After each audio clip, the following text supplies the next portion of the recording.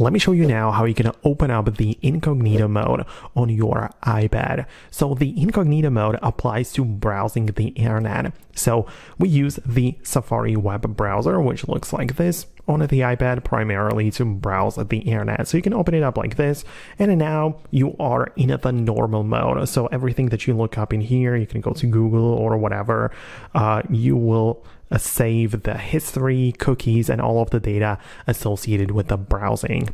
But if you want to enter the incognito mode, what you need to do is to click on the tabs button in the top right corner, which looks like this, you know, the two squares on the top of each other. You click on it like this, and you get to the all tabs mode. But the important part is that in the middle, and at the top of the screen, you are switching between the regular tabs, for me 2 tabs, but I can switch from the regular mode to the private mode like this. And now, as you can see, this is the private browsing, or referred to as incognito as well.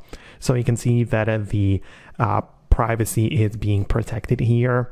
It's not going to remember and save the history of the pages you visit and so on. So that's why a lot of people use it. And as we are in here, you can click the plus button in the top right. And now we have started a new tab, but specifically within the private browsing. And it also tells you about it right in here.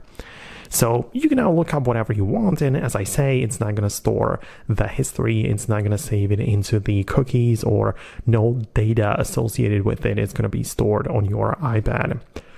Keep in mind that you can also get there a little bit quicker if you are on your home screen and locate the Safari icon. You can as well hold it down on it like this and open up the private browsing in here, or the new private tab, right? So either you open up a new private tab or go specifically to the private browsing like this.